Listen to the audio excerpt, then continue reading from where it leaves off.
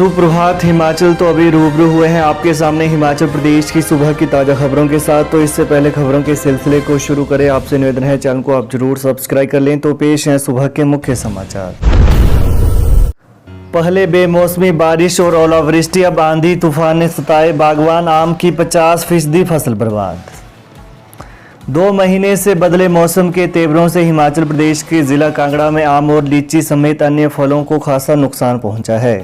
इस साल पहले फ्लावरिंग के समय बेमौसमी बारिश और ओलावृष्टि ने बागवानों की बम्पर फसल की उम्मीदों पर झटका दिया। फिर फ्रूट सेटिंग के दौरान नमी से आम के बोर काला पड़ने शुरू हो गए और अब तेज आंधी तूफान ने बागवानों को पूरी तरह हिला दिया है।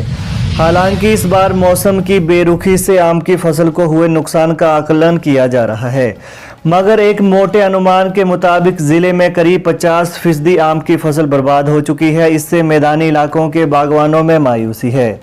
बता दें कि इस साल ऑन ईयर में आम के बगीचों में अच्छी फ्लावरिंग हुई थी। पर्यटकों के लिए जरूरी खबर, शिमला में इस दिन से लागू होगा नया ट्रैफिक प्लान। शिमला घूमने आने वाले पर्यटकों के साथ स्थानीय लोगों को अब शहर की सड़कों पर घंटों जाम की समस्या से नहीं जूझना पड़ेगा। आज से शहर के ट्रैफिक प्लान में बदलाव होगा। इसमें सुबह 9:25 से 9:50 तक सोलन और शोगी की तरफ से आने वाले वाहनों को 103 के बजाय वाया टूटीकंडी ISBT खलीनी होते हुए भेजा जाएगा। वहीं इस दौरान 103 से सिर्फ बसों को ही आने की अनुमति होगी। इस व्यवस्था से खास तौर पर स्कूली बच्चों और दफ्तर आने वाले कर्मचारियों को राहत मिलेगी। CRI कसौली को मिला टेटनेस वैक्सीन उत्पादन का वाणिज्यिक लाइसेंस। केंद्रीय अनुसंधान संस्थान CRI कसौली को टेटनेस डिप्थीरिया TD वैक्सीन उत्पादन का वाणिज्यिक लाइसेंस मिल गया है। CRI अब बड़े पैमाने में वैक्सीन का उत्पादन कर सकेगा और वैक्सीन का विदेशों में निर्यात भी कर सकेगा। बता दें कि CRI डिप्थीरिया, पर्टूसिस, काली खांसी और टेटनेस DPT वैक्सीन का निर्माण भी कर रहा है। DPT वैक्सीन का निर्माण देश की पहली current good manufacturing practice lab में किया जा रहा है। इसी के साथ संस्थान माइक्रोबायोलॉजी में तेजी से काम कर रहा है।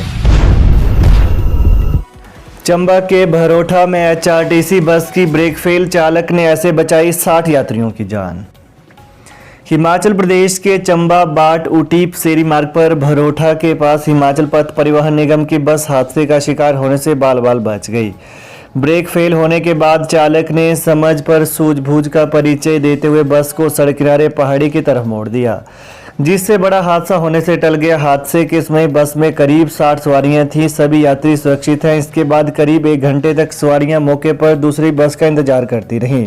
वहीं लोग पथ परिवहन निगम की लाचार सेवाओं को कोसते रहे। यात्री रमेश कुमार, जरम सिंह और अन्य ने आरोप लगाया कि सदर विधायक के हस्तक्षेप के बाद चंबा बाट उटीप सेरी मार्ग पर शाम 5:40 और 6 बजे निगम की 2 बसें चलाई जा रही हैं, लेकिन प्रबंधन मनमानी करते हुए 5:40 की सेवा के बजाय 6 बजे की बस में सवारियों को ठूस कर भेज देते हैं।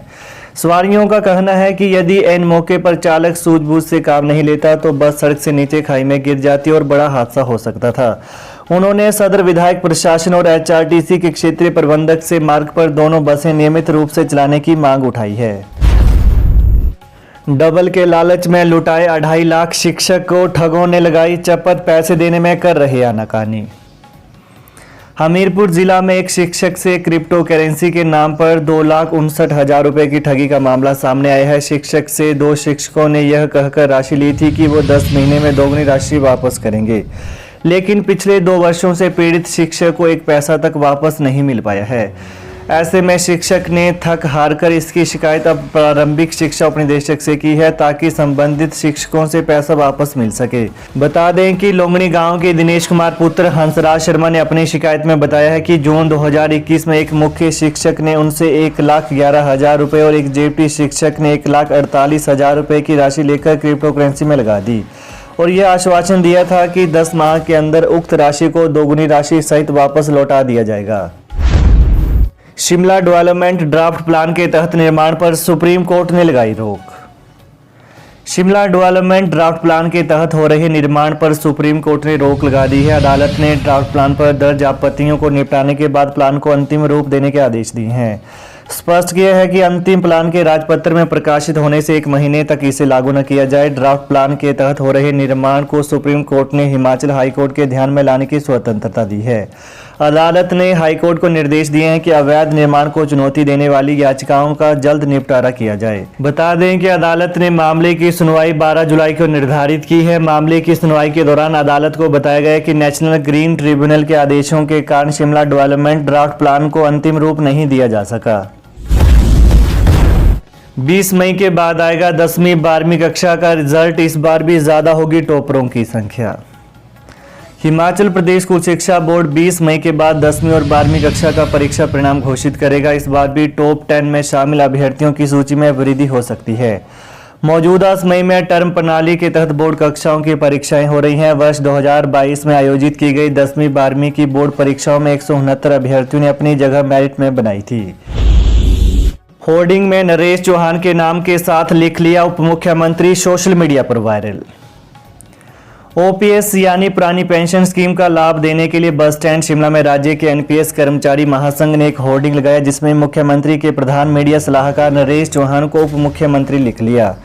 इस पर भाजपा नेताओं ने सोशल मीडिया पर खूब चुटकियां ली। इस पर लोगों की भी तरह तरह के कमेंट आ रहे हैं। वहीं सरकार की ओर से दूसरा उप मुख्यमंत्री बनाए जाने की बातें की गई।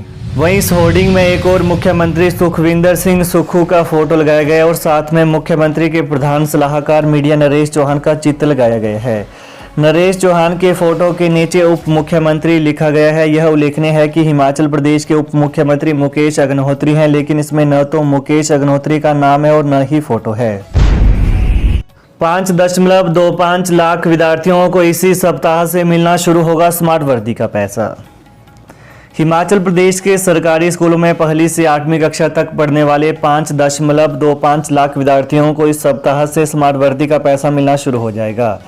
प्रारंभिक शिक्षा निदेशालय ने विद्यार्थियों को देने के लिए बैंक ऑफ बड़ौदा के खाते में राशि डाल दी है। डीबीटी के तहत 1ली से 8वीं कक्षा के सभी छात्र छात्राओं की माताओं के बैंक खाते में 600 रुपये डाले जाएंगे। वहीं भाजपा सरकार के समय तय स्मार्ट वर्दी को ही बाजार से खरीदकर बच्चों को सिलवाना होगा। 9वीं से 12वीं कक्षा के विद्यार्थियों को वर्दी खुद खरीदनी पड़ेगी। सरकार की ओर से निःशुल्क वर्दी योजना में इन कक्षाओं के विद्यार्थियों को शामिल नहीं किया गया है। दूसरी ओर पूर्व सरकार 1ली से 12वीं कक्षा के सभी विद्यार्थियों को निःशुल्क वर्दी देती थी। सुक्खू सरकार ने सरकारी स्कूलों में पढ़ने वाले विद्यार्थियों की वर्दी का रंग नहीं बदलने का फैसला लिया है। शिमला शहर में 6 रुपये प्रति किलो तक सस्ता हुआ चक्की का आटा। महंगाई के बीच में लोगों ने राहत की सांस ली है। शहर में चक्की के आटे के दामों में 6 रुपये प्रति किलो तक गिरावट आई है। मार्च और अप्रैल में आटे के रिटेल दाम 38 रुपये किलो तक पहुंच गए थे। 10 किलो की आटे की थैली 380 रुपये में लोगों को मिल रही थी।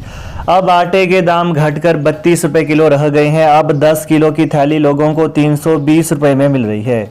दूसरी ओर शिमला के गंज स्थित अनाज मंडी में सस्ती दरों पर लोगों को आटा मिल रहा है। ये हैं आज सुबह के मुख्य समाचार। तो प्रदेश की ताजा खबरों को पाने के लिए चैनल को आप जरूर सब्सक्राइब कर लें। धन्यवाद।